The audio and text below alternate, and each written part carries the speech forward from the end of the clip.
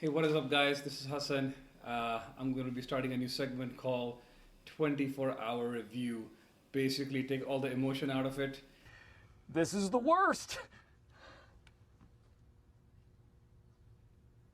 Relax, calm down, and then do a review for what happened the previous day. We're going to start with the positives.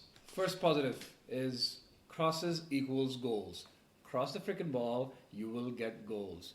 Like you noticed in the last game against Southampton, we crossed the ball maybe 4 or 5 times and we got about 3 to 4 goals, I think.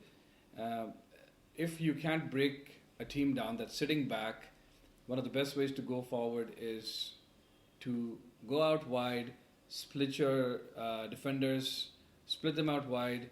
You have more chances in the middle to either get a shot off or cross the ball in and score a goal. Especially if you have someone like a Cavani at the center, it's very easy to score goals. So as you noticed with Rashford crossing it in, and then we got another cross in from a set piece, of course. But I think we can do way better if we add another dimension to our game, which is cross the freaking ball. Positive number two, Cavani and Rashford getting back into the groove.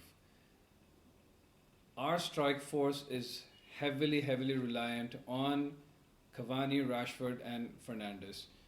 Obviously, everybody knows that. But if you notice in the last few games, Rashford has actually not been performing that well. Not only that he has not been scoring goals, but his overall performance for the team has gone down as well. I think in the earlier part of the season, his form was kind of masked by the fact that he was scoring a lot of goals, but he wasn't playing particularly well. And I think in this game, it was highlighted that he was working really hard, and he gets an assist in the previous game. He gets an assist and he gets a goal, and Cavani will always put the effort in. You can always see, typical South Americans. He's running all the time, so. Cavani is getting into the goal scoring mojo now. That's an amazing plus point. Positive number three. The fullbacks are a constant menace on the attack. I mean, it's incredible. Wan-Bissaka and Luke Shaw have just completely changed the whole dimension of our attack now. They're running past the defenders. They're getting the crosses in. Aaron Wan-Bissaka has especially improved in his crossing department. He should have had an assist yesterday as well. Again, Cavani missed. I thought it was a sitter. It was definitely was fizzed in, but he had a chance to score. A striker of his quality should be getting a shot off, not flipping missing everything. So fullbacks have definitely added a new dimension to our game. Coming to the negative side, now this is difficult to say, but negative number one, De Gea was shocking. I mean, he had 3 shots and he gave away 3 goals. That is really bad. And I'm a massive advocate of De Gea being one of the best goalkeepers in the last 10 years.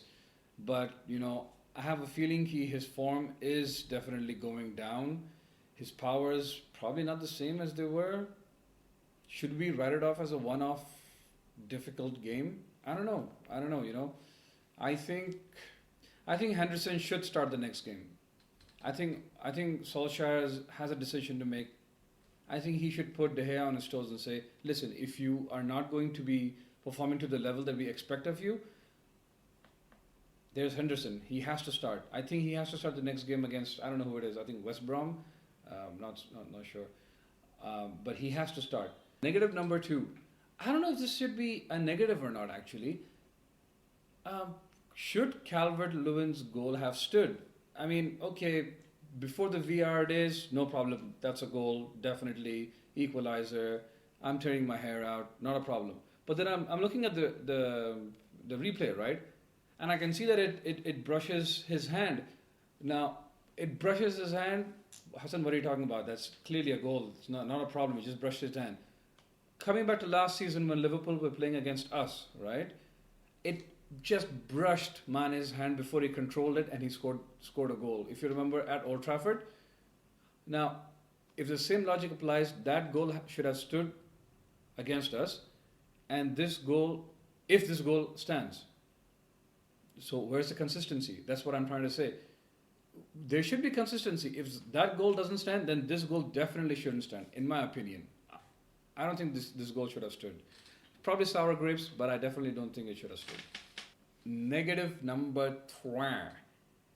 We are so poor at set pieces. It's unbelievable. Every single set piece is like half a penalty against us, okay?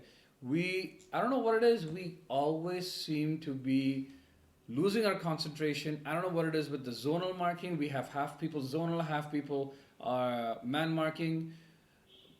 And I don't know why we don't have anybody on freaking on the goalposts anymore. Remember back in the day on set pieces, on corners, we used to have people on either side of the goalpost. We don't do that anymore for some reason. That's stupid. But also, somebody needs to take charge. I don't know who the coaches are, but the hell was that? But our set pieces situation definitely needs to improve if we are to challenge for the top 2. We're not going to win the league.